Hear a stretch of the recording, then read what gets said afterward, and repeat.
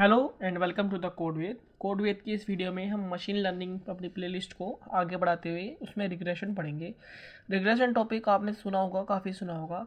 अगर आपने कोई पाइथन में प्रोग्राम किया होगा, AI/ML के प्रोजेक्ट किए होंगे, तो भी आपने मशीन लर्निंग में रिग्रेशन सुनेंगे। रिग्रेशन क्या होता है? एक सुपरवाइज्ड मशीन लर्निंग की टेक्निक होती है। सुपरवाइज्ड मशीन लर्निंग हमने पिछली वीडियो में देखा था कि मशीन लर्निंग के कितने टाइप्स होते हैं। 3 टाइप्स के होते हैं मेनली, सुपरवाइज्ड, अनसुपरवाइज्ड, एक और होती है, उसका नाम आप कमेंट सेक्शन में बताना, ठीक है। अगर ऐसे ही हम देखें तो अब रिग्रेशन होता है सुपरवाइज मशीन लर्निंग का एक इंपॉर्टेंट टॉपिक होता है। और मशीन लर्निंग का जो बेसिक हम जब पढ़ाई करते हैं, स्टडी करते हैं, उसमें हमारा मशीन लर्निंग में एक रिग्रेशन बहुत बेसिक टाइप का होता है, ठीक है। ये इंपॉर्टेंट होता है, एग्जाम में इसके क्वेश्चंस आ जाते हैं। क्वेश्चन मतलब इसकी डेफिनेशन आ जाती है। मैंने आपको काफ़ी कंटेंट दे रखा है, तो आप एग्जाम में अच्छे से कर सकते हैं। तो सबसे पहले आप समझ लेते हैं मशीन रिग्रेशन क्या होता है, मशीन लर्निंग के अंदर रिग्रेशन क्या होता है।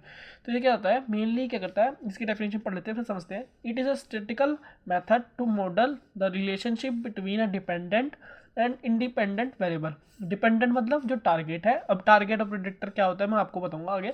टारगेट है और प्रेडिक्टर है कि क्या दो वेरिएबल्स के बीच में जो रिलेशनशिप होती है उसको बताता है विद वन और मोर इंडिपेंडेंट वेरिएबल, ठीक है। तो इंडिपेंडेंट वेरिएबल कौन से होते हैं? ये प्रेडिक्टर क्या होता है, जो प्रेडिक्टर है, ये प्रेडिक्टर जो है ये इंडिपेंडेंट वेरिएबल होता है, ठीक है।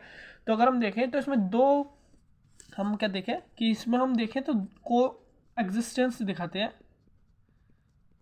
को एग्जिस्टेंस बिटवीन टू वेरिएबल्स, ठीक है। दो वेरिएबल्स के बीच की एग्जिस्टेंस को हम इसमें रिग्रेशन कर हो बताते हैं, ठीक है। तो रिग्रेशन में क्या करते हैं, एक जो हमारा प्रेडिक्टर होता है, इंडिपेंडेंट वेरिएबल जो होते हैं, उसके थ्रू हम टारगेट वाले अपने डिपेंडेंट वाले वेरिएबल्स को बना देते हैं। हमें पता है सुपरवाइज मशीन लर्निंग में क्या होता है, हमारे आउटपुट में पता होता है, उसके थ्रू हम जो नए आउटपुट होते हैं, जैसे हमने पुराने आउटपुट दे रखे हैं, मैं जैसे इसमें बताऊँ तो हमारे जैसे ये है, ठीक है। हमारा पॉपुलेशन वाला काम है ये। पॉपुलेशन वाले जैसे आपने देखा होगा पॉपुलेशन जैसे मान लो एक छोटा सा पॉपुलेशन ग्राफ है हमारा। इसमें 1980 में 10 लाख लोग थे गांव में या फिर एक शहर में, कुछ भी मान लो। और 1990 में 15 लाख, फिर 29 लैक्स, फिर 40 लैक्स। तो हमें 2020 में बताना है कितने लोग हो गए, ठीक है। तो हमारा प्रीवियस डेटा है हमारे पास, ठीक है, हमारे पास प्रीवियस डेटा है। अब हमें आज का डेटा बताना है या फिर भविष्य का 2020 30 का बताना हो जाएगा कितने लोग हो जाएंगे, ठीक है। तो ऐसे हम बताते हैं इसमें। तो हमारा सिंपल सा काम होता है कि हमें एक सुपरवाइज्ड मशीन लर्निंग में पुराना डेटा होता है, उसके थ्रू हमें नया डेटा, मतलब नए इनपुट पे डेटा मिलता है, ठीक है। तो अब इसमें हम देखें क्या हो रहा है, आगे पढ़ते हैं। तो it is mainly use for prediction, forecasting, type servicing, modelling and determine the casual effect relationship between variables. वही वेरिएबल्स के बीच में रिलेशनशिप बताते हैं। मेन काम होता है इसका प्रिडिक्शन करना, फोरकास्टिंग करना। फोरकास्टिंग जैसे मौसम में बताते हैं कि ये हो सकता है, पॉपुलेशन इतनी बढ़ सकती है। चुनाव में बताते हैं फोरकास्टिंग करके कि ऐसा चुनाव में ये वाली पार्टी जीत सकती है, ये वाली हार सकती है, ठीक है। टाइम सीरीज मॉडल जो होते हैं वो मतलब टाइम के हिसाब से बताते हैं। पॉपुलेशन वाला जो बताता है उनका टाइम के हिसाब से बताते हैं कि टाइम कितना लग जाएगा इसके अंदर, कितना टाइम नहीं लगेगा इस काम को करने में। ऐसे ऐसे जो मॉडल्स होते हैं वो रिग्रेशन के अंदर आते हैं, क्योंकि ये काम क्या करते हैं, पुराना जो डाटा होता है हमारा, जो भी मैंने एग्जाम्पल में देखा, पुराना डाटा के ऊपर हम नया डाटा बताते हैं कि ये काम हो सकता है, ठीक है।